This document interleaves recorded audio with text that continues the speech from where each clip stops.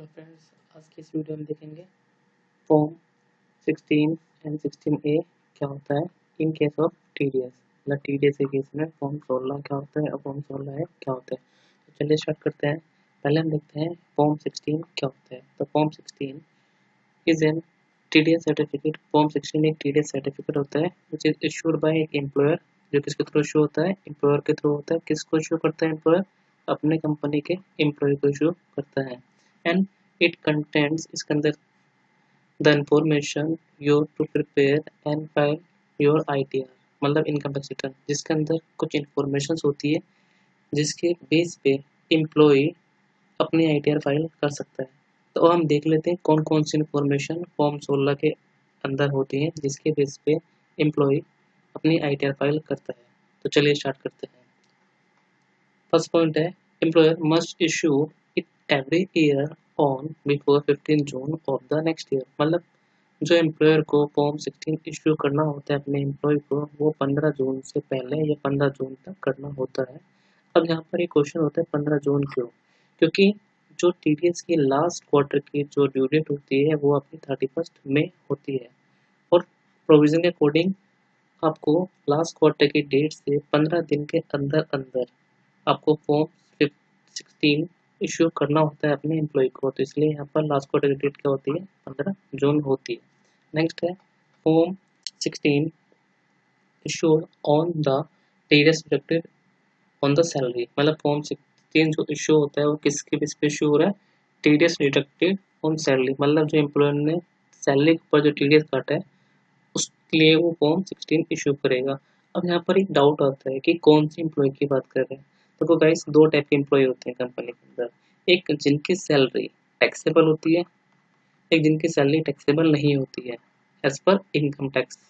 तो जिनकी salary taxable होती है एज पर इनकम टैक्स, मतलब स्लैब रेट के अकॉर्डिंग टैक्सेबल है, तो उन्हीं एम्प्लॉय का एम्प्लॉयर टीडीएस डिडक्ट कर सकता है। अदरवाइज नॉन टैक्सेबल वाला का टीडीएस डिडक्ट नहीं करेगा और उन्हीं को वो फॉर्म 16 देगा। ठीक है। Next point, the due date of form 16 is 31 में। जो ड्यू डेट होती है फॉर्म 16 की वो 31 में होती है।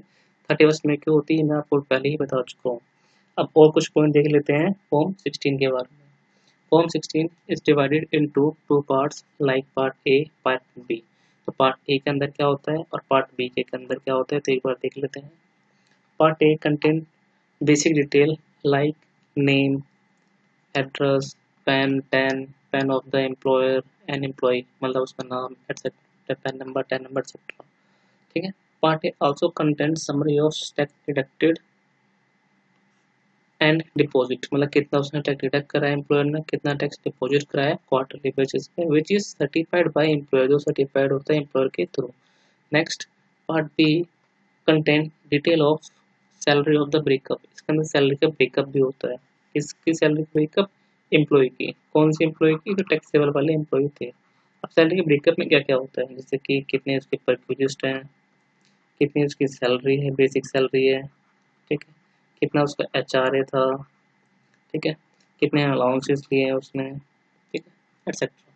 तो part be also contain detail of exempted allowances under section 10। जो सेक्शन 10 के अंदर एग्जेम्प्टेड अलाउंसेस है वो भी पार्ट बी के अंदर जो होते हैं।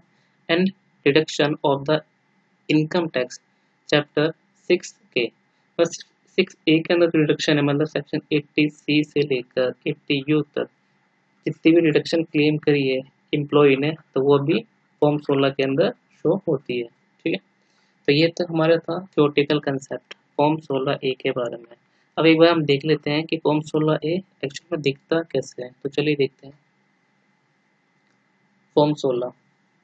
तो फॉर्म 16A का पार्ट ए, ठीक है। पार्ट ए के अंदर यहाँ पर होता है टीडीएस सर्टिफिकेट नंबर, ठीक है। यहाँ पर होता है name and address of the employer, employer का नाम और उसका एड्रेस। जैसे कि एम्प्लॉयर का नाम मान लीजिए वीके लॉजिस्टिक है तो वीके लॉजिस्टिक उसका यहाँ पे नाम आएगा। एंड उसका एड्रेस, मान लीजिए उसका एड्रेस है गुरुग्राम, उनका ऑफिस गुरुग्राम में, तो यहाँ पर गुरुग्राम का एड्रेस आएगा जो भी रजिस्टर्ड ऑफिस होगा। थर्ड पॉइंट में name and address of the employee, employee का नाम एंड एम्प्लॉय का एड्रेस। जैसे एम्प्लॉय का नाम राजेश है तो यहाँ पे राजेश का नाम एंड राजेश का एड्रेस। जैसे राजेश कहाँ रहता है? जनकपुरी में रहता है तो जनकपुरी का एड्रेस आ जाएगा। ठीक है जी। Fourth point, PAN and TAN of the employer, employer का पैन नंबर, एम्प्लॉयर का टेन नंबर। जैसे कि एम्प्लॉयर का जो आपका पैन नंबर मतलब वीके लॉजिस्टिक का PAN number and VK logistic का TAN number. And fifth point में PAN and reference number of the employee, employee का पैन नंबर एंड एम्प्लॉय का रेफरेंस नंबर अगर कोई है तो। ठीक है, आगे बात करते हैं सिक्स पॉइंट में, assessment year and period of the employment, मतलब उसका असेसमेंट ईयर कौन से साल का उसका टीडीएस कटा है एंड उसका कितने पीरियड का कटा है। ठीक है, तो जैसे मान लीजिए यहाँ पर 16-17 है, तो यहाँ पर हमारा मान लीजिए असेसमेंट ईयर 20-21 है या 21-22 जो भी है, और उसका पूरा पीरियड कितने टाइम का टीडीएस कटा है। ठीक है, अब यहाँ पर है समरी ऑफ द अमाउंट, मतलब कितने अमाउंट पे उसका टीडीएस कटा है और कितना टीडीएस कटा है और कितना डिपॉजिट हुआ है। ठीक है, आगे चलते हैं। एंड लास्ट में टोटल टीडीएस, मतलब टोटल टीडीएस उसका कितना डिडक्ट हुआ है और कितना डिपॉजिट हुआ है। ठीक है जी, और यहाँ पे वेरिफिकेशन, वेरिफिकेशन में क्या होता है कि सिग्नेचर्स वगैरह होते हैं और जो वेरीफाई होते हैं एम्प्लॉयर और एम्प्लॉय के थ्रू कि भाई कितना टीडीएस कटा है कितना नहीं कटा है। तो ये था हमारा पार्ट ए फॉर्म 16 का। अब एक बार पार्ट बी देख लेते हैं नीचे से। ठीक है जी, पार्ट बी के अंदर सैलरी सेक्शन 17 सबसेक्शन 1, मतलब कितनी उसकी बेसिक सैलरी थी, कितने उसके परक्यूजेस थे। ठीक है, कितना profit in lieu of salary था। ठीक है, फिर ग्रॉस सैलरी जो थी, फिर उसने कितनी एग्जाम्पशन क्लेम करी है सेक्शन 10 के अकॉर्डिंग, जो भी एग्जाम्पशन होगी तो वो एग्जाम्पशन यहाँ पर क्लोज हो जाएगी। ठीक है जी, उसके बाद यहाँ पर उसकी सब कुछ कैलकुलेशन के बाद जो सैलरी आएगी, उसके बाद अगर उन्होंने प्रोफेशनल टैक्स पे करा है तो प्रोफेशनल टैक्स यहाँ से माइनस हो जाएगा। माइनस होने के बाद उसकी नेट इनकम फ्रॉम सैलरी यहाँ पर आ जाएगी। उसके अलावा income from house property, if यानी अगर कोई उसके हाउस प्रॉपर्टी से इनकम है तो यहाँ पर शो हो जाएगी, अगर इनकम नहीं है तो कोई इनकम शो नहीं होगी। ठीक है जी, उसके बाद हमारी आ जाती है gross total income. Gross total income आ गई यहाँ पर। अब ग्रॉस टोटल इनकम में से हम माइनस कर देते हैं डिडक्शन। डिडक्शन मीन्स जो हमने 80C से लेकर 80U के अंदर क्लेम करी है। ठीक है, किसने क्लेम करी है, एम्प्लॉय ने। तो जैसे कि मान लीजिए यहाँ पर तो एम्प्लॉय ने 80C के अंदर एम्प्लॉयमेंट प्रोविडेंट फंड की डिडक्शन ले रखी है, तो जो भी डिडक्शन ले रखी है उसकी यहाँ पर डिस्क्रिप्शन लिखी जाएगी या उसका ब्रेकअप शो होगा। ठीक है जी, तो ये था हमारा पार्ट बी फॉर्म 16 का। ठीक है, तो आई होप फॉर्म 16 आपको समझ आ गया होगा, इसका पार्ट ए पार्ट बी दोनों चीज़ समझ आ गई होगी। तो अब देखते हैं फॉर्म 16A क्या होता है। ठीक है, form 16A is a TDS certificate, ये भी एक टीडीएस सर्टिफिकेट होता है हमारा।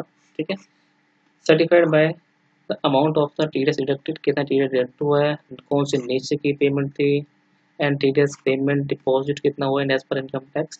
ठीक है, तो इसके अंदर कौन डिडक्ट कर रहे हैं, डिडक्टर। किसको इशू कर रहे हैं, डिडक्टिव को। ठीक है, अब बात करते हैं फॉर्म 16A।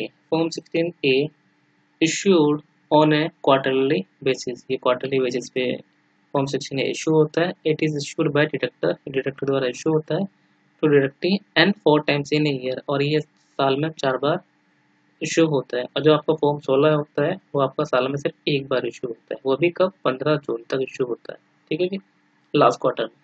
तो अब सेकेंड पॉइंट देख लेते हैं, form issue to non salary directive, ये सिर्फ नॉन सैलरी डायरेक्टिव को इशू होता है।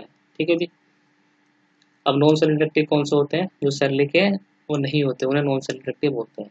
अब इसके अंदर है कि 4 टाइम जब इशू होते हैं तो कब कब इशू होते हैं। तो आपको हमें पता है कि जो फर्स्ट क्वार्टर की जो ड्यू डेट होती है टीडीएस रिटर्न की वो 31 जुलाई होती है, तो इसलिए इसकी ड्यू डेट क्या होगी, 15 अगस्त होगी। कि हम जानते हैं कि क्वार्टर की ड्यू डेट से 15 दिन के अंदर डिडक्टर को, डिडक्टिव को फॉर्म 16A इशू करना होता है। ठीक है जी, तो इसकी 15 अगस्त हो गई, इसकी 15 नवंबर हो गई, इसकी 15 फरवरी हो गई एंड इसकी 15 जून हो गई। ठीक है जी, एंड अब लास्ट हम देख लेते हैं कि हमारा फॉर्म 16A कैसा दिखता है।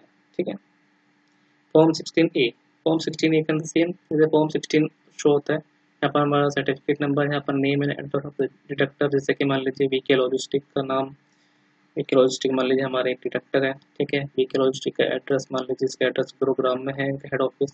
ठीक है, या फिर जो रजिस्टर्ड ऑफिस है यहाँ पर।